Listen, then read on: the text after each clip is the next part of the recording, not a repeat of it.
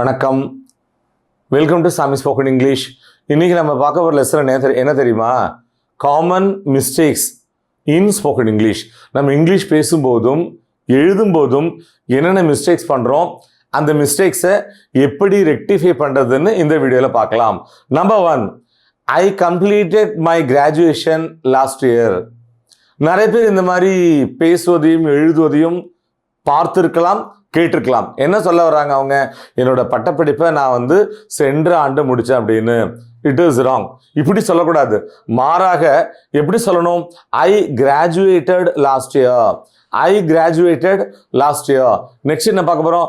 Number 2, there are many evidences. இந்த மாதிரி எழுதுறதையும் பார்த்துருக்கலாம், பேசுவதையும் கேட்டிருக்கலாம். என்ன சொல்ல வராங்க? பல ஆதாரங்கள் உள்ளன அப்படின்னு. நல்லா கவனிங்க. Evidence is an uncountable noun. So அதுக்கு முன்னாடி மெனிங்கிற வேர்டை ஆட் பண்ணக்கூடாது. ஸோ இந்த வாக்கியத்தை நாம் எப்படி மாற்றமைக்க போகிறோம்? there is much evidence.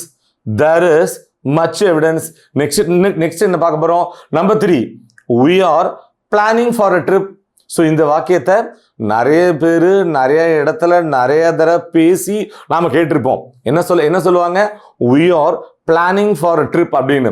It is wrong. ஏன்? பிளானுக்கு பக்கத்தில் ஃபார் இது ரிடண்டன்ட், தேவையில்லாதது. ஸோ இந்த வாக்கியத்தை நாம் எப்படி மாற்றி அமைக்க போகிறோம்? we are planning a trip. we are planning a trip. Next என்ன பார்க்க போகிறோம்? Number 4, we shifted to a new house. இதையும் நாம் நிறைய பேர் பேசுறது கேட்டிருப்போம். என்ன சொல்லியிருக்காங்க? நாங்கள் புது வீட்டுக்கு மாறிட்டோம்ப்பா அப்படின்னு. அந்த மாறிட்டோம் அப்படிங்கிறத ஷிஃப்டட்னு சொல்லப்படாது. மாறாக எப்படி சொல்லணும்? we moved to a new house. we moved to a new house. Next என்ன பார்க்க போகிறோம்? she was died in an accident. என்ன சொல்ல வராங்க? அவள் ஒரு விபத்தில் இறந்தாள். நல்லா கவனிங்க. நம்மில் பல பேர் என்ன நினைச்சுட்டு இருக்கோம்? பாஸ்ட் டென்ஸ் அப்படின்னாலே வாஸ் போடணும்.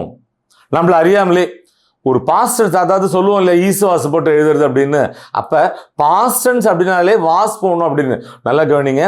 அவள் ஒரு விபத்தில் இறந்தாள். இது சிம்பிள் பாஸ்ட். ஸோ சிம்பிள் பாஸ்ட்டுக்கு ஃபார்முலா என்ன?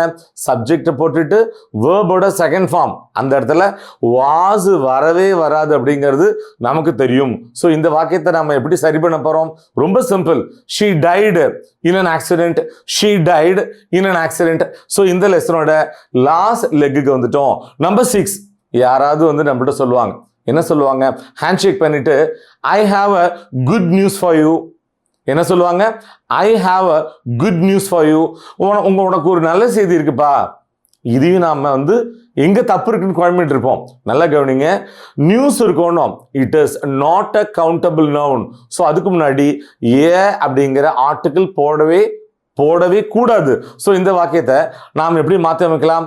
I have good news for you. I have good news for you. My dear viewers, common mistakes in spoken English. இந்த வீடியோ உங்களுக்கு ரொம்பவே ஹெல்ப்ஃபுல்லாக இருந்திருக்கும்னு நாங்கள் நம்புகிறோம். மீண்டும் அடுத்த பாடத்தில் சந்திப்போம். தேங்க்யூ.